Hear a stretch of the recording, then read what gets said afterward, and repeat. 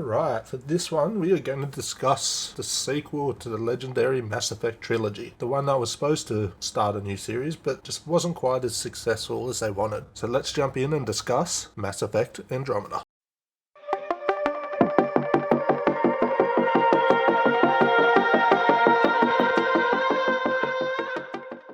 So this one is set in a new galaxy, the Andromeda galaxy, where you play as a human pathfinder whose job it is to help find and establish a new home for all those who left the Milky Way galaxy.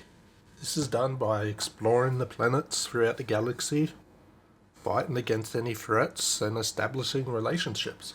But unfortunately, things are never as straightforward as you want them to be, with many of the golden worlds that was selected for habitation being inhospitable.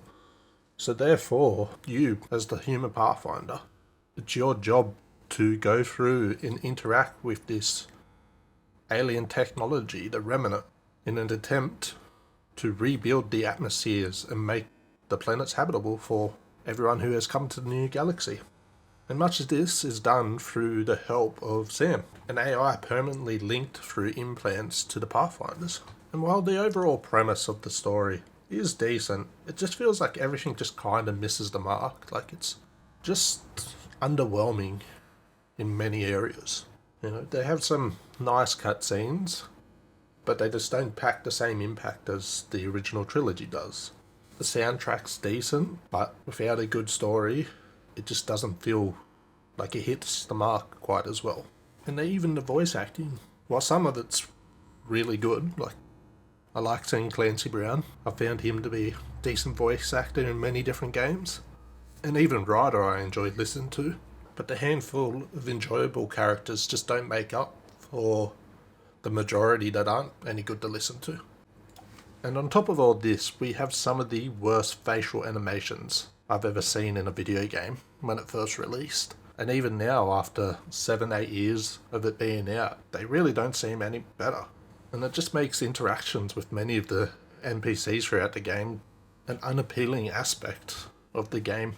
Now, it's worth noting here, while the majority of interactions you have throughout the game tend to be with members from the Milky Way galaxy, the ones who join the trip, such as the humans, Krogan, Asari, Turian, Solarians, they're not the only races. Having travelled to a new galaxy, we actually get the introduction of two new races, the Angaran and the Ket, with Angaran filling the role of mostly allies except for a few factions who are willing to kill you, and the Ket filling the role of the villains, being a genetically altered species who can perform this genetic modification on any beings they come into contact with and wishing to subjugate the whole universe in time.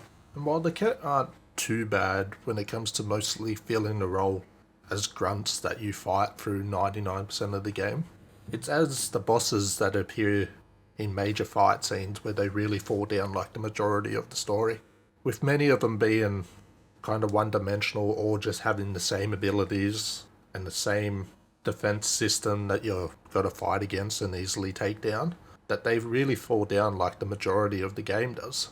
They're just disappointing and very underwhelming to fight against.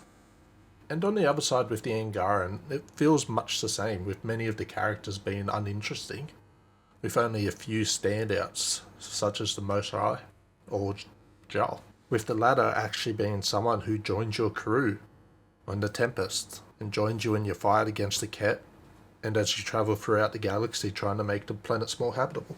And speaking of crew, unfortunately, like the majority of the game, many of the characters just seem uninteresting and aren't really that good.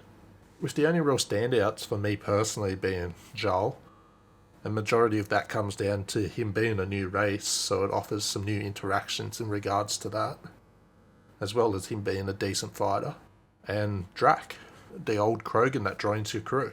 It's one of the few areas that they always seem to get right, is the majority of Krogan that you get to interact with or have as party members all seem very enjoyable and really well fleshed out.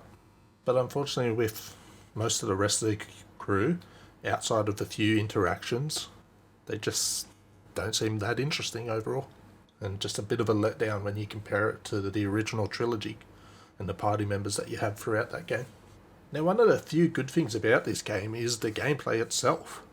It's fast-paced, it's smooth, you get the jump pack. It just makes the overall experience a lot better. They even now have, I suppose, what you could call multi-classing. You're not just locked into the one type, whether you wanted to be a sentinel or whatever. You can actually, you can have technological abilities, you can enhance your combat abilities, you can have a wide variety of biotic abilities. There's no limitations on what you can build your character into. This, of course, is done by similar ways to the original trilogy. As you level up, you get points, and then you can upgrade and enhance abilities. And with a large variety of side missions and enemy encounters throughout the world, you're not lacking for being able to gain XP. And with Mass Effect Andromeda, they've brought back vehicle exploration and combat, giving you the option to drive around several types of worlds, such as a desert world, an acid planet world, ice world, and several others. With the current design of the Mako having a jet boost, as well as the jump ability, kinda similar to the first Mass Effect game, but it just makes overall exploring the planets a lot easier. And unlike the original trilogy, Andromeda takes on a more open world feel to each of its planets, letting you freely explore as you please, rather than following a more linear path. And as you travel around from remnant site to remnant site on the planets, attempting to repair the atmosphere, you'll notice that the remnant towers will have the occasional puzzle that you got to solve through glyphs. And it's actually one of the few areas where a puzzle actually feels like the correct option to have there. You're trying to learn a new alien language, so you got to put some effort into it rather than just presuming you'll know everything already. Another thing you notice that is quite different is the lack of a morality system like the original trilogy had. Instead, this one gives you the option to choose between 4 different emotional type of answers, which can overall offer a wider range of conversations.